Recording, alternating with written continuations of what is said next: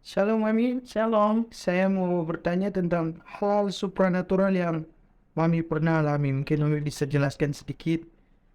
Oh iya, kalau menyangkut kesaksian pelayanan kita untuk semua yang berkaitan dengan supranatural itu Ya, lumayan cukup banyak ya sebenarnya yang dialami. Tapi mungkin satu saat one day kita akan bahas lagi cerita banyak. Tapi hari ini saya pikir ada satu yang menarik, iya, iya. mungkin yang berkaitan dengan satanik. Wow, satanik ya. Itu kurang lebih sekitar tahun 2016. Oh iya, iya. Ya, waktu itu kami ada pelayanan anak muda. Kebetulan kami sebenarnya bukan kami yang punya pelayanan. Kami ini diundang. Ada satu pergerakan anak muda di kota kami. Kemudian mereka buat satu event persekutuan pemuda. Ya, Hari itu kami juga dengan tim persekutuan kami diundang sehingga kami datang itu. Nah, singkat cerita ketika ibadah pemuda, karena itu ibadah pemuda, jadi kan uyuk ya, baik. iya yuk. Jadi dia memang mereka punya apa ya, eee, orientasinya itu Iya, ke anak-anak muda. sangat muda ya. Jadi kami yang anak-anak remaja tahun 70-an ini agak bergeser ke bagian Iya, iya. belakang gitu. Benar, benar. Ada insecure gitu. Iya, ya ya mestinya nggak ada ya. Ya, mestinya nggak ada. Sebenarnya awalnya kita pede sih datang sudah lebih awal gitu. Iya, Karena kita harus bergeser karena mengingat usia. Nah, singkat cerita ketika acara itu sudah dimulai kurang lebih sekitar 15 menit sampai 20 menit. Jadi kalau persekutuan namanya ibadah itu kan kita tahu biasanya dimulai dari puji-pujian Iya. ya. Puji-pujian kemudian baru masuk ke worship dan setelah Iya. itu firman Tuhan. Iya, benar. Nah, di awal puji-pujian sekitar 15 menit lagi memang gencar, lagi panas, Ya. sudah naik, atmosfernya luar biasa. Oh, Nah, masuklah 3 orang. Mereka ini datang anak muda juga masih mereka SMA di salah satu sekolah yang ada di kota tempat kami ada itu saat itu. iya, iya. Nah, seperti biasa mereka masuk memang agak terlambat, cuma memang waktu mulai ada beberapa orang yang terlambat jadi nggak terlalu menjadi perhatian. Iya, iya. Nah, ketika mereka sudah masuk, terus kita apa namanya perhatikan, mereka berdiri, baru berdiri karena ibadah sudah mulai dan semua pemuda ini bangkit, berdiri, menyanyi dan tepuk tangan dan sebagainya. Iya, Mereka juga mencoba mungkin mengikuti irama yang sama. iya. Tidak sampai 10 menit, jadi masuk ini ada 3 orang. 3 orang, oke. Saya sebut aja ya, misalkan namanya ini 3 orang ini ada Randy, sama Boni sama Charlie. Si Boni ini tiba-tiba histeris teriak gitu. Oh, Begitu dia teriak kencang, kemudian dia jatuh ke lantai. Tetapi dengan kondisi yang orang kesurupan tahu ya. iya, iya. Nah, seperti orang kesurupan. Kayak bermanifest gitu. Ya, seperti itu bermanifest kesurupan. Jadi yang di sekitar dia ini karena dia jatuh gitu kan itu bangku ya, orang dulu kan di kursi ya. Iya, jadi dia kursi plastik jadi pada bergeser semua. Nah, temannya yang 2 berusaha menolong, Iya, saya lihat beberapa panitia juga mendekati, berusaha megang tapi dia apa ya, berontak. ya mulai berontak histeris dan nggak bisa dikendalikan gitu. Jadi mungkin akhirnya mereka pikir daripada dibiarkan di dalam itu kan mengganggu Iya, iya. apa namanya suasana. Akhirnya jadi perhatiannya bukan lagi ke worship leader, tim altar yang lagi melayani di depan, tapi perhatiannya sudah ke orang yang kesurupan. Ini sudah ya memang iblis kan suka cari perhatian. Iya, iya, benar sih. Dia memang berusaha untuk mengalihkan perhatian dari Iya, yang seharusnya terima perhatian hari itu. betul. Itu sadar ada. Itu satu poinnya ya. Nah kemudian akhirnya sepakat mereka bilang bawa keluar. Saya masih lihat karena saya pikir itu bukan event kami, jadi Iya. kami sempat lihat. Kemudian teman pendeta mereka ada beberapa yang turun, mereka datangnya dia bilang, ayo bantu bu gitu. Oh ya gitu deh, mereka karena mungkin tahu berapa kita pelayanan di banyak di bagian apa ya istilahnya ya pelepasan ini ya, pelayanan pelepasan ya. Iya, iya, betul. Jadi karena mereka paham kondisi mereka datangin, ayo bantu gitu. Saya waktu keluar itu sudah selang sekitar 2 menit saya baru ikut keluar. Jadi Mami dalam posisi ini saat pendeta di tempat itu yang mereka tumpang tangan itu nggak ada efek apa-apa sama sekali. Jadi mereka berusaha itu nggak ada efek gitu. Terus mereka udah ke saya, ayo gitu. Saya juga bilang oke, saya berdiri. Terus mereka gotong duluan gitu. Iya. Saya ikut duluan, saya lihat Pak Pendeta juga sudah coba tepuk tangan. Saya masih mengikuti dulu karena Pak Pendetanya lagi sementara mencoba untuk menyadarkan. Ya bisa, terus saya bantu pegang. Nah, ketika kita mau pegang, saya pegang kakinya. Tiba-tiba dia dari lantai ini, dia terangkat loh naik. Wow. Jadi kami semua pilih untuk geser dulu, mau lihat ini apa yang mau terjadi gitu. Iya. Gitu dia naik sekitar setengah meter, 1 meter. Saya bilang ini sudah cukup ya, kasih turun sudahnya. Sudah kami tumpang tangan. Terus yang laki-laki mereka tahan di kepala supaya tidak sampai karena posisi naiknya itu tangannya kayak gini ya. Dia terlentang ya, kakinya juga gini, jadi badannya yang naik gini. Kurang lebih 1 meter, lumayan tinggi itu. Oh, tinggi Bu, ya, meter itu ya. Nah, mereka waktu pegang itu memang seperti ada yang nahan, jadi memang nggak bisa turun gitu. Dia tetap di posisi Supernatural guys. tetap di posisi yang itu. Kemudian akhirnya kita sepakat, kita dua tumpang tangan turun. Setelah turun kurang lebih sekitar setengah jam itu baru dia selesai sadar. Jadi butuh waktu ya hampir sampai dia sadar sepenuhnya itu kurang lebih ya 45 menit ya. 45 menit.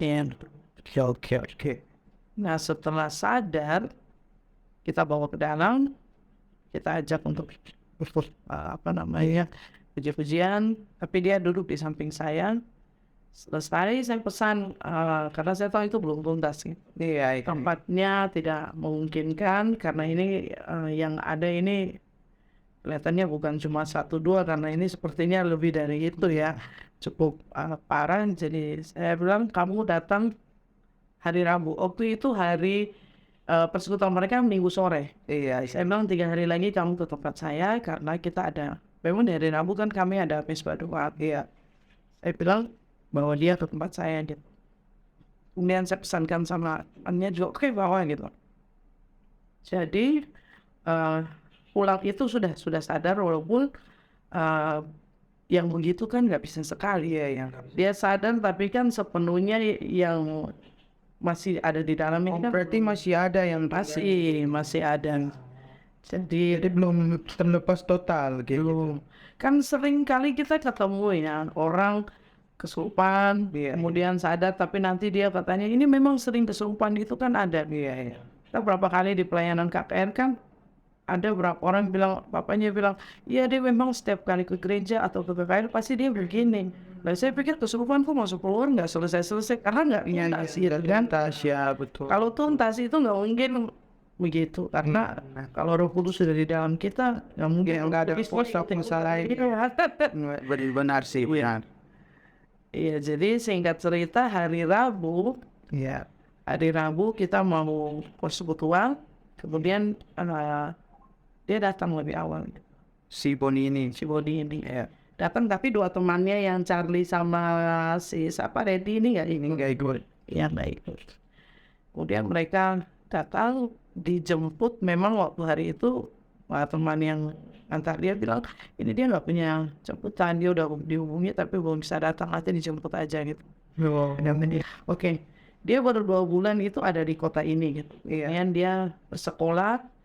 Jadi sebelum dia di mana dulu? Jadi sebelumnya dia ada di kota Bitung. Bitung. Dia di kota Bitung. Nah, dia datang ke sini pun ada kisahnya lagi. Karena ini ada kisahnya ini ada berapa ini ya part ya kalau nanti dibahas ini karena cukup panjang. Nah saya ambil yang masa yang dia ketika kita tangani kesediaan dulu ya. Baik. Nah oke, terus dia bilang saya baru 2 bulan di sini gitu. Nah dia sekolah di salah satu sekolah Kristen SMA kelas 1 di kota kami. Cuma hari itu mereka di sekolah itu ada satu persekutuan yang ditangani oleh salah satu pembina. Nah, pembinanya ini yang punya komunitas persekutuan anak muda di kota ini yang nyelenggarain acara event yang kemarin yang datang itu. Nah, beliau juga yang ngantar anak ini akhirnya ke tempat kami. Waktu dibonceng datang, saya sambut di buka pintu, cuman saya lihat dia begitu turun dari motor, itu ekspresinya agak beda gitu. Kayak orang nervous, tapi gimana ya, pokoknya dia agak beda seperti agak kaget. Iya. Terus diam lama, terus dia matanya tuh mau ngelihat tapi seperti muter gitu ya, ngelihat ke pohon, ngelihat ke dinding, ngelihat. Jadi nggak berani natap mata. Nggak berani. Iya, saya bilang ayo mari masuk gitu. Nggak berani natap. Nah, udah kita masuk ke ruang doa. Iya. Semua duduk, udah mulai kita ngobrol sebentar. Ketika ngobrol itu, saya dapat sesuatu dari Tuhan yang terus diarahkan untuk tanya. Cuma kalau saya mau langsung tanya, kadang kan kita hati-hati takut orang yang singkirsin. Ya benar. Jadi saya mulai dari jaga ya. Saya mau nanya gini, sebenarnya saya dapatnya udah ini ada hubungannya dengan satanik. Tapi saya mau nanya, kamu ada urusannya nggak? Saya kan nggak enak ya, karena baru-baru ketemu juga cuma kemarin saat dia. Jadi saya waktu nanya saya bilang gini, oh ya bagaimana di sana kamu sekolah di mana? Dia bilang saya di sana sudah agak lama, udah sekolah 1 tahun. Ini baru kesini baru sekolah lagi. Oke, kegiatan apa? Dia cerita, nggak ada kegiatan sih sama teman-teman aja. Oh ya, terus saya tanya gini, kamu pernah ke gereja nggak yang maaf agak lain gitu? Iya. Sebenarnya mau bilang kamu kan gereja setan gitu, aku tersinggung ya. Jadi bahasanya diperhalus. Iya. Kita. Kamu pernah diajak ke gereja nggak? Oh iya, tapi gerejanya agak lain gitu. Iya. Dia bilang, ya, tapi itu bukan seperti gereja. Dia bilang gitu. Saya bilang, oh begitu, iya. Bisa cerita di sebelah mana gitu. Dia bilang, ini agak jauh keluar kota. Kemudian di dekat, di pinggiran hutan di kota kami, memang ada satu bangunan yang tidak terpakai. Bangunan tua ya. Bangunan tua, tapi bukan terlantar juga karena menurut dia di luarnya itu seperti terlantar tapi di dalamnya Iya. sudah memang dipersiapkan, tapi di dalam bagus gitu. Dia bilang cukup rapi, bersih dan memang dipakai karena seringnya dipakai jadinya beda gitu. Oh begitu, saya bilang gitu ya. Saya awalnya tidak tahu, diajak teman ke situ. Dia bilang dia cerita akhirnya. Iya. Akhirnya dia cerita sedikit. Iya saya ketemu teman. Waktu itu saya bilang sama teman saya, sebenarnya saya ini kepingin jadi pendeta. Saya bilang, oh ini jadi pendeta serius? Iya. Iya, mami saya pingin sekali jadi pendeta. Karena kalau saya lihat gitu orang Kristen kalau pendeta itu kan kayaknya punya wibawa gitu ya. Jadi saya tanya, maaf memangnya kamu sebelumnya bukan Kristen? Dia bilang, ya saya bapak saya Iya. itu bukan Kristen, Muslim. Kemudian tapi mama saya Kristen. Tapi saya dari kecil kan bapak saya numpus. Ya. Jadi saya ikut belajar di agama seberang gitu. Iya. Tapi saya pingin. Nah, akhirnya dari kisah cerita itu terbukalah satu kisah. Dia ini kepingin jadi Kristen, dia coba cari gereja, tapi yang dia bertanya gereja ini di lingkungan yang salah. Nah ini anak muda perlu firman Tuhan bilang bahwa pergaulan yang salah Merusak kebiasaan yang lain. Jadi lingkungan tempat kita itu sangat berpengaruh ya. Iya, dia punya pengaruh. Ketika dia dari tidak tahu, kemudian dia bertanya kepada yang salah. Yang salah. Nah, akhirnya dia dituntun ke jalan yang salah. Iya, teman dia bilang, oke, saya punya gereja, kamu ikut. Makanya sampailah mereka ke tempat yang tadi yang kita sebut pertama itu di pinggiran hutan itu. Nah dia bilang hari itu teman saya ngajak masuk, seperti biasa saya masuk. Ketika sudah sampai di dalam, saya bingung kok cuma kami berdua nih. Tapi teman saya cuma kayak kode itu saya bilang diam aja gitu. Nah ketika saya diam, kami mulai diam berapa detik, kemudian saya rasa suasana di situ berubah karena di dalam itu suasananya sepi, senyap, tapi mencekam, dan udara itu makin lama makin dingin gitu. Lembab dan udaranya makin dingin gitu. Nah Beda itu banget ya. beda banget. Kalau ruangan kan yang tidak ada AC, yang ruang ini kan pasti siang hari panas ya, pasti panas ya. Pasti. Tapi ini justru malah makin dingin gitu deh bro. Iya. Nah itu awal dia perjumpaan gitu. Iya. Akhirnya dia ngomong gitu, iya. Terus saya tanya, kamu sebelum dia cerita lebih jauh saya tanya, oke saya potong, saya tanya, kamu anak atau ada satu mereka punya istilah itu, kalau bukan anak berarti mereka punya pengikut, itu kan ada istilah-istilahnya ya. Dan jadi saya tanya, kamu anaknya atau member biasa atau kamu salah satu dari jenderal yang itu. Iya, iya. Dan dia bilang saya Anaknya. dia. Wow. Amin sih. Saya bilang kamu bisa kasih tahu kenapa sampai kamu bisa merasa bahwa kamu diangkat jadi anak. Dia cerita. Dia bilang, nah pada saat dia mau cerita itu dia langsung Kesurupan ya. iya, Oh, mana ditunggangi lagi, bro. mulai ditunggangi. Kan memang belum tuntas ya. Tapi memang ketika dia mulai kesurupan itu, sebelum dia kesurupan dia ngomong itu dia udah nggak bisa fokus. Kami matanya ini udah mutar. Jadi kayak dia balik kan. Nah di ruang itu kan ruang doa. Iya, iya. Jadi Kayak bertentangan gitu ya. iya, di ruang doa itu kan ya ada ornamen-ornamen ya. Iya, iya, iya. Ornamen-ornamen, jadi kita ada seperti kaki dia. Iya. Di dinding juga ada gambar tulisan seperti ini Jehovah. Jehovah Shalom, Jehovah Sebaot, kayak gitu-gitu kan ada gitu. Kemudian saya ingat ada satu gambar lukisan di atas tempat kita itu sembahyang, itu gambar pohon Iya. yang buahnya daunnya itu semua api. Nah itu tulisannya di situ Elohim. Wow. Nah gambar itu di dinding.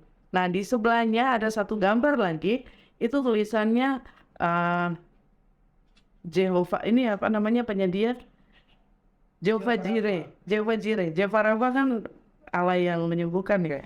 Oke, jadi kemudian di atas lukisan-lukisan itu ada tulisan Allah penyedia. Iya. Nah satu lukisan itu tulisan Elohim. Iya. Itu bentuknya dibikin ilustrasinya seperti pohon, tapi setiap ranting yang keluar daun itu api gitu di dalam gitu. Nah, jadi singkat cerita ketika dia masuk, saya lihat dia pun natap ini, terus dia tutupin mata gitu. Iya, iya. Dia lihat juga ada satu gambar yang ada dua malaikat di antara tabut. Dia tiba-tiba tutup mata gini tapi saya nggak nanya, saya yang perhatikan gelagat dia, agak iya aneh gitu ya. Nah ketika kita tanya dia sampai ke situ, dia kesurupan. Wow. Yang kesurupan lagi, akhirnya kita doakan, kita bilang tenangkan, intinya kita doakan untuk dia, walaupun dia belum sadar tapi dia tidak manifestasi yang Iya. ada tekniknya buat seperti itu kan. Kemudian kita anak-anak yang mulai menyebar, mulai tinggal. Itu kami setelah konseling berapa lama mereka datang itu dari jam 8 sampai selesai itu sekitar jam 11 malam. Wow. Berapa jam ya? Jadi itu baru tadi ada 3 jam adalah. Ya 3 jam sampai 4 jam. Dan itu ketika dia manifestasi satu persatu yang dimasukin, yang masuk di tubuhnya itu keluar, memang manifestasinya berbeda-beda ya. Iya. Berarti itu ada banyak roh yang di dalamnya. Oh, pantas manifestasi. Manfaatnya beda. Karena kalau malam itu sekitar 23 atau 33 kalau saya 33 kalau saya nggak salah ingat, karena banyak ya 33 kali dia manifestasi. Jadi ada waktu ketika dia manifestasi, bukan berubah, dia membentuk seperti, nah dia mulai dengan badannya mulai terangkat lagi gitu. Mulai terangkat lagi. Tapi begitu kita lihat sudah mulai naik berapa ini dari berapa senti dari 30 senti, kita terus tumpang tangan tenang. Terus dia waktu manifestasi, dia berubah jadi kayak ular, jadi mulai melengkung kayak ular. Waktu dia melengkung kayak ular, teman saya satu dia bilang kepalanya gitu ada satu yang di penglihatannya dia. Ini kan mereka punya karunia masing-masing yang dia bilang ini di kepalanya ada satu seperti apa ya, permata apa ya di sini ya, Di kepala ya. terus di atas ini dia pakai kayak mahkota. Ini maksudnya secara supranatural ya, Supernatural ya. Kasat mata ya. kasat mata ya, jadi tidak kelihatan dengan mata. Nah kemudian waktu kita coba habisin, coba ambil itu, memang dia teriak histeris karena yang mahkota ini dicabut, seorang di sini kan ketika dia sadar yang mulai dicabut semua, ularnya berhenti, dia berubah jadi putri. Wow. Jadi ini udah kedua ini, udah Iya. kayak kedua yang dikeluarkan. Dia berubah jadi putri. Kemudian setelah putri selesai, dia jadi perempuan, gayanya kayak perempuan cantik, rambut dikit. Ini laki-laki ya, tapi seperti rambutnya dikasih ini rambutnya, pokoknya berubah gitu. Ada lagi satu sesi di mana dia berubah, dia jadi kayak penari. Ya dia penari gitu. Dia ngeliling menari pakai selendang. Nah itu kadang Seperti tarian-tarian dari Jawa. dari Jawa gitu ya. Tapi ada kemudian dia tarian lagi tapi dari Bali. Wow. Jadi dia masuk rohnya itu bergantian gitu. Mungkin spiritnya ya dari Iya, spirit.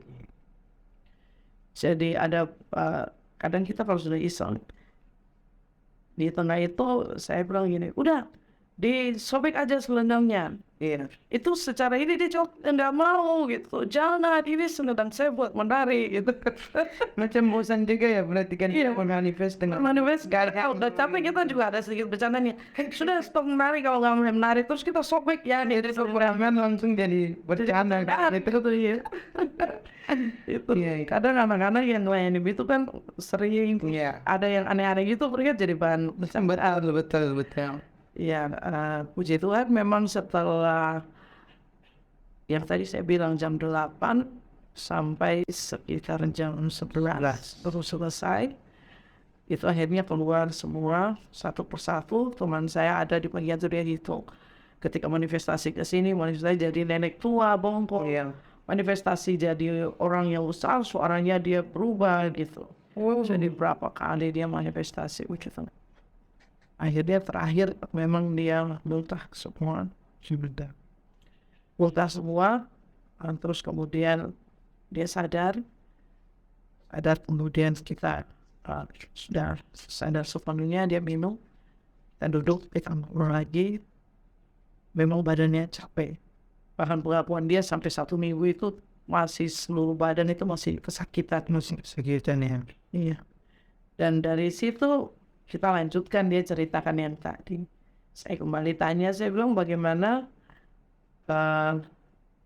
kamu sampai yang tadi pertanyaan belum dijawab, kamu diangkat anak itu bagaimana? Dia bilang saat saya ada di ruangan, ketika saya dengan teman saya berdua saja dalam ruangan, yang dasar ini temannya, dia bilang, saya tanya temanmu, sebut aja kita namanya temannya siapa, misalkan Robi ya. Iya, Robi. Oke, kita sebut nama temannya Robi.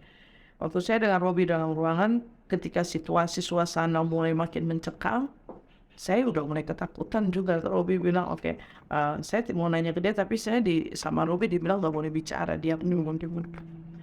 Nah, ketika saya diam, kemudian dia bilang, kamu kejam apa kita? Jadi di tempat itu ada ritual khusus seperti itu saat Nabi ngomong sama si Bon ini. Iya, ada. Jadi waktu Robi bilang dia pejamkan mata, dia bilang sebelumnya saya tanya, kenapa cuma kita berdua? Robi bilang kamu pejamkan mata. Ini kita baru mau mulai gitu, kamu berdoa dulu deh. Dia bilang begitu. Dia bilang saya berdoa bagaimana gitu. Dia karena bingung, karena dia tadinya kan belum Kristen, sebelumnya baru mau ini. Iya. Robi bilang oke, kalau gitu kamu pejamkan mata dan diam di situ. Nah waktu dia pejamkan mata, kemudian nggak lama selang sekitar dalam waktu dia bilang saya tuh diam walaupun nggak lama saya rasanya lama sekali karena suasana mencekam makin dingin gitu jadi saya kan takut. Terus ada suara di depan saya langsung manggil nama saya gitu. Panggil nama saya, begitu saya buka mata itu depan saya, Ami ada seorang laki-laki yang berdiri dia pakai jas, mukanya bule tapi gantengnya minta ampun saya seumur hidup nggak pernah ketemu laki-laki seganteng itu. Oh, Gitu. ini Nah terus saya bilang, oh itu itu nama siapa? Saya nanya gitu. Itu siapa gitu entitasnya maksudnya orangnya ini siapa? Dia bilang, setelah itu saya baru tahu bahwa itu pangeran gitu, saya bisa panggil pangeran. pangeran. Ya, Pangeran setelah panggil iya, iya, ya, ada delapan. tapi kami panggilnya pangeran. Saya coba menegaskan maksudnya Lucifer. Dia bilang, saya selalu panggil dengan sebutan pangeran. Pangeran.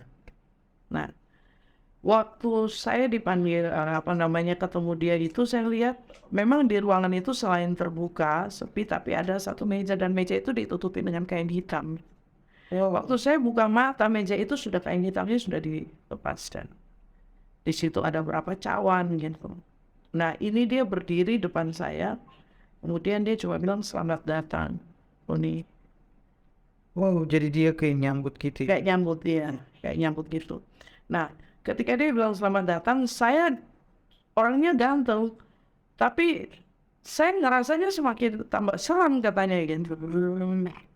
Tidak buat nyaman gitu dia bilang gitu. Nah, kemudian saya lihat di belakang dia sudah muncul berapa orang, mereka juga pakai jas, Ya. rapi. Kemudian mereka berdiri di sekeliling meja. Meja yang tadi dia bilang di kain hitam itu. Itu orang yang beneran atau Orang beneran, orangnya? iya orang beneran ya. Menurut dia orang beneran gitu. Dan mereka semua hampir ada sebagian itu yang kayak bule-bule gitu. Kayak bukan orang lokal gitu. Jadi campuran. Campuran iya. Nah kemudian saya lihat yang berdiri di situ ada 6 orang. Iya. Kemudian saya dipersilakan untuk duduk di salah satu kursi. Kami duduk di kursi itu. Nah terus yang pangeran ini dia ngambil cawan. Dia bilang jujur hari itu Mami saya tuh hampir nggak bisa bicara ketika sudah muncul pangeran karena saya baru mau ngomong itu suara di sini kayak tenggorokan dia udah kering gitu. Mungkin karena saya terlalu takut ya, tegang, takut. Iya. Saya gugup jadi saya hampir nggak bisa bicara gitu. Nah, ketika dia sudah duduk di meja, kemudian dia bilang ini ritual selamat datang di gereja. Jadi singkat cerita memang ada beberapa ritual yang dilakukan hari itu, tapi yang pasti kita intinya gini, dia ada satu momentum di mana dia diminta tangannya gitu, diminta untuk akan kasih tanganmu tangan. Jadi dia berdiri posisinya dia kan di sebelah sini, yang ininya di kepala meja yang dia posisi di sampingnya. Dia bilang kasih tangannya, tapi yang kasih tangan posisinya di sebelah kiri gitu. Jadi tangan kiri yang dia angkat.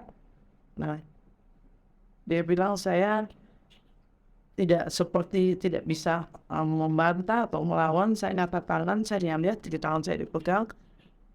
Saya dia ada megang seperti suntik dan itu intinya darahnya itu diambil. Darahnya diambil. Darahnya diambil, tapi kemudian dia juga disuntikin di situ, jadi dimasukin darahnya dari pangeran itu juga ke. Jadi menyatu darah. Nah ini nanti kemudian ada satu momen ketika kami waktu dia kesurupan tadi itu, memang saya waktu kaget waktu dia kesurupan itu tangan yang sebelah kiri, saya jadinya gitu. Karena waktu dia kesurupan itu tangan yang sebelah kiri ini tiba-tiba nih dari urat nadi sampai semua pembuluh darah urat yang ada di lengannya itu berwarna hitam, kan dia warnanya putih ya. Oh iya, jadi kentara kalau keluar. Jadi ininya semua jadi warna berubah, jadi urat ini nih timbul kelihatan kan hitam begitu. Karena dia putih jadi mungkin lebih kelihatan ya. Kan kita kalau nadi ini kan kelihatan biru kayak gitu. Ini hitam pekat. Iya. Wow. Nah itu singkat cerita yang saya lebih perhatikan ketika memang ada beberapa ritual yang dia bilang itu mereka lakukan seperti ada perjamuannya mereka dan sebagainya. Tapi yang dia kasih tahu yang dia memang dianggap dia sah janji itu ketika darahnya ini menyatu gitu. Oh, jadi saat darahnya itu disatukan berarti itu macam ada sebuah perjanjian gitu. Perjanjian darahnya seperti begitu. Kalau di Kristen kan darah juga berbicara tentang Iya, pengorbanan, Iya. tentang korban yang dinaikkan kayak gitu kan. iya. Jadi ini seperti itu. Nah, setelah mereka selesai dengan itu, kemudian singkat cerita mereka selesai dan keluar. Setelah semua ritual selesai, mereka pulang. Dia tanya nih, terus temannya bilang, dia ini gereja memang ada menurut Tuhannya gereja itu macam-macam ritualnya. Masing-masing gereja dia punya aliran, ada dengan cara ibadahnya. Ini aliran damai. Kamu ikut di sini aja karena di sini itu kita dijamin. Dijamin ya. Jamin, jadi mulai cari lebar. Kalau kamu bisa ngajak teman dapat uang. Dia bilang, Mami sepanjang saya ikut mereka saya nggak pernah kekurangan uang. Bahkan ketika saya tidak ada pun pasti ada uang. Ada ya. Ada saja caranya saya dapat uang. Oh, Dan yang pasti dia selalu dihubungi sama yang pangeran ini. Ada waktu tertentu pangeran itu pasti hubungi dia. Nah kalau sudah dihubungi, dia bilang nomor dia itu kalau pakai handphone kan kita biasa nomornya ada di layar ya. Itu nomornya nggak muncul di layar. Sekarang nomornya nggak muncul dia. Yang muncul kan ada kalau bunyi nomor yang muncul berarti itu dari pangeran. wow. Di luar nalar ya guys. Jadi sekian tahun dia berkecimpung 2 tahun lebih sampai dia ketemu kami itu sejak usianya itu dia ketemu 16 tahun. 16 tahun. Berarti dari usia sekitar 14 tahun ya. Gitu. Nah kemudian ketika dia sudah cerita begitu dia mulai gitu terus ada berapa tugas-tugas yang dikasih. Jadi seringkali mereka salah satunya itu sudah masuk ke gereja-gereja yang di dalamnya itu biasanya mereka milih masuk itu di saat firman. Kenapa mereka milih masuk pas di saat firman? Menurut mereka itu tidak banyak perlawanan. Oh, karena dari satu arah aja ya kayak gitu. Iya, karena itu pendeta yang menyampaikan. Tapi kalau dari sini cepatnya menyanyi, menyembah, puji-pujian, mereka nggak berani masuk. Powernya lebih banyak. Iya. Karena apa? Iya. Mungkin iya begitu menurut mereka tuh begitu sih. Saya juga nggak menyimpulkan itu kenapa, tapi menurut cerita versi dia mereka memang diutus masuk biasanya mereka masuk di awal sama di firman. Kalau di awal supaya apa? Supaya mereka kendalikan atmosfer, mereka kacaukan tuh. Oh, kalau di awal mereka kan dari Ya, mereka kendalikan atmosfer di situ. Jadi mungkin orang akan masuk tapi jadi nggak fokus, mainan handphone, ada yang ngantuk, ada anak kecil yang dibikin adanya nangis, jadi mengganggu yang sebelah, betul. mengganggu orang tuanya juga gitu. Oh, jadi selama ini seperti itu ya. Iya. Ada kendala-kendala seperti gitu di gereja. Berarti Seperti sih kan mungkin yang kalian jadi macam ada mantra-mantra yang dibayar atau oh bicara kerjanya mereka. Nah, terus yang di firman itu kenapa? maksudnya yang di bagian firman itu mereka masuk supaya Iya supaya kondisinya kan mereka tidak banyak perlawanan yang ke mereka. Iya. Kalau atmosfer puji-pujian itu tinggi kan atmosfer dikuasai sama ya kan berubah ya. jadi saat masuknya di saat posisinya lagi firman nih mereka lebih gampang menguasai orang-orang sekitar kayak gitu ya. Jadi menurut dia mereka lebih baik datang itu di awal. Tapi kalaupun sampai terlambat masuknya di firman jangan pas di puji-pujian atau penyembahan. Karena kalau mereka nggak kuat mereka yang Iya terpampang iya bisa manifestasi di situ ya. Itu beberapa kali saya coba masuk di gereja yang puji-pujian saya masuk aja saya manifestasi itu kesurupan di situ gitu. Didoakan disadarkan oke sudah sadar. Tapi kan nggak tuntas. Iya benar. Dan hubungannya dengan sana itu belum putus. Jadi masih tetap gitu. Berarti masih ada kontak. Iya. Dia hanya manifestasi sadar sesaat supaya dia bisa keluar dari situ. Iya. Besok dia akan begitu lagi. Makanya memang kuncinya kalau kita pelayanan untuk pasar itu harus tuntas. Hal ini nggak bisa sekali ya. Nggak bisa. Bukan nggak bisa sekali tetapi tuntas harus tuntas. Intinya harus tuntas. Sekalipun bisa tuh banyak yang cuma sekali. Kalau ini memang karena situasi hari itu nggak bisa sekali dan memang yang di dalam banyak sekali ya yang tinggi. Jadi memang nggak bisa sekali. Tapi intinya dari semua pelayanan perpasan itu harus tuntas. Iya, iya, benar. Ya, perang kan kalau kita tinggalkan, Iya, iya. tinggalkan jejak kan kita tinggalkan masalah buat tinggalkan sendiri gitu. Ya. Kan mereka akan mencari kita dari jejak yang kita. Iya betul. Jadi begitu. Ya akhirnya malam itu selesai dia dan dia cerita sampai ada larut 2 jam dia konseling, dia cerita semua terbuka. Setelah itu memang jadi ini, bahkan dia datang ke kota ini itu juga dibawa sama seorang ibu. Wow.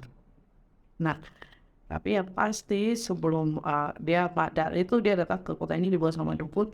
Tapi yang tadinya dia itu pergi ke event yang diundang oleh anak muda itu, sebenarnya dia tuh udah nggak pengen pergi gitu. Karena dia bilang, aduh kalau saya pergi ini acaranya jangan sampai saya harus tepat waktu, nanti kalau ini begini. Tapi kemudian diperintahkan, dia takut dia manifestasi. Tapi memang ditelepon sama pangeran bahwa harus datang dan ada salah satu hamba Tuhan yang sebenarnya jadi target ya. Iya. Sedih ya, tidak tahu alasannya apa, tetapi pasti dia ada punya target. Mungkin hamba Tuhan ini bagaimana mungkin dipengaruhi untuk jatuh dalam dosa ya.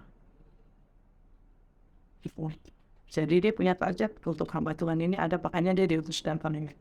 Setelah sadar itu benar ngomong, nah hamba Tuhan ini seorang pendeta yang sama-sama dengan kita dalam tim pelayanan juga.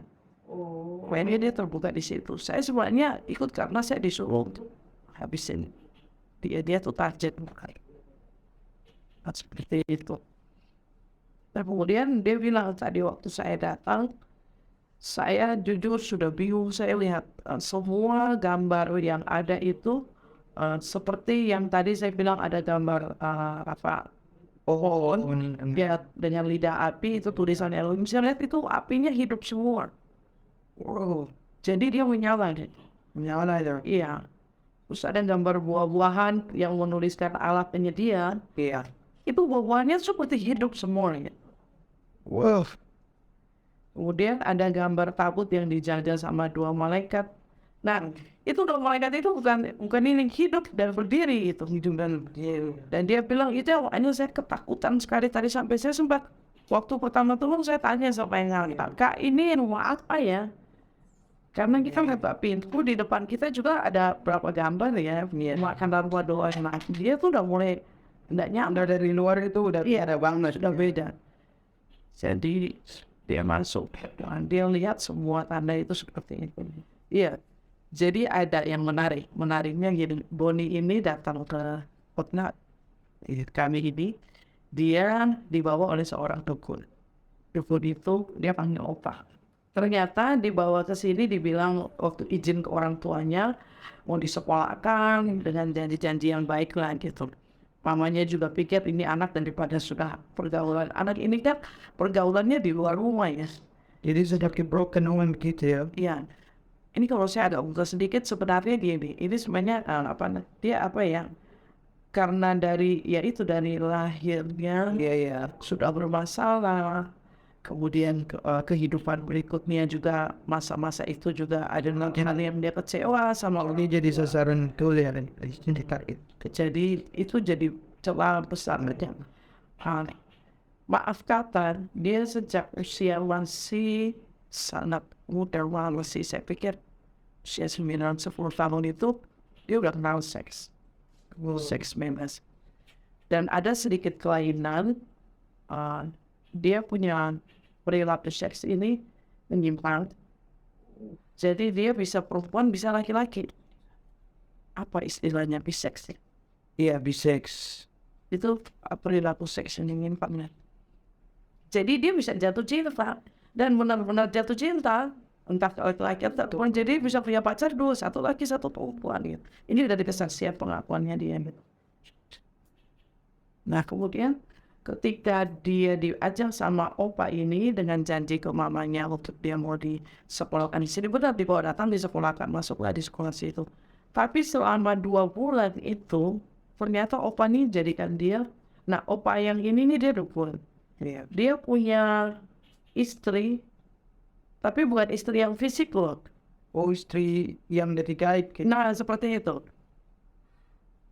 Bisa ya.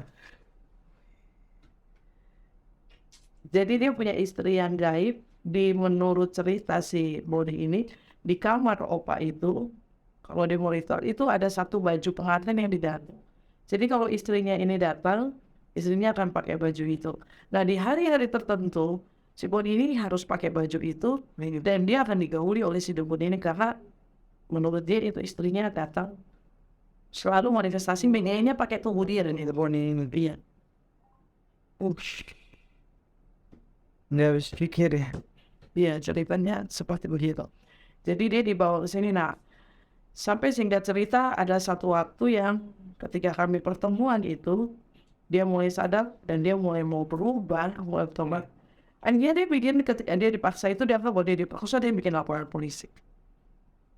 Diperkosa dari Iya, setelah pertemuan dengan kami dia udah sadar bahwa itu semua tidak benar karena dia bilang pada saat dia sebelumnya itu tuh dia juga ketika dia melakukan itu dengan opa ya memang karena dia sudah biasa begitu dia nggak terlalu peduli yang penting opa kasih uang, opa kasih sekolah, tapi memang dia setelah sadar karena tubuhnya ini sudah kemasukan sama istri gaibnya si opa atau si dukunnya opa ini.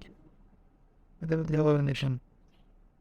Nah, itu kisahnya dia. Jadi ketika dia mulai sadar itu, ada kita bilang bikin laporan polisi. Laporan untuk opa paksa, dia lapor dia pelecehan seksual. Ya, begitu kan opanya di penjara. Jadi udah ditangkap, sudah ditangkap. Seperti itu. Nanti kemudian dia diproses sejak itu, semua proses dia pemulihan. Karena yang seperti ini bukan cuma selesai dengan kita menyisir setannya saja, tidak sampai di situ jiwanya ini juga masih harus dipulihkan gitu. Dan itu nggak akan selesai hanya dalam satu dua hari. Itu perlu diisi dengan kebenaran-kebenaran firman, itu perlu dibawa untuk punya hubungan, berjalan dengan benar. Sampai dia sendiri urus yang terus mulai memperbaharui hidupnya. Kalau tidak sebelumnya bahkan untuk mengerti bahwa melakukan hubungan itu aja sudah sangat dosa itu dia nggak peduli gitu. Mungkin dia rasa ada beda tapi dia menikmati artinya bahwa apa yang dia lakukan dia anggap itu biasa gitu. Sampai ketika dia sadar bahwa dia tahu mau melepaskan diri berarti ya. Pada akhirnya dia jadi nggak mau gitu. Ya. Sampai ini ada kasus pelecehan seksual gitu. Kisahnya sih Monir. Ya, dan begituan akhirnya kita semua putuskan kita buat pemutusan dia pelakuan sendiri di hadapan Tuhan untuk dia harus putuskan apa perjanjian darah itu, dan ini kuncinya hanya darah Kristus, hanya darah Kristus yang bisa menjamin yang bisa mengemas. Oke, terima kasih Mami untuk kesaksian yang luar biasa.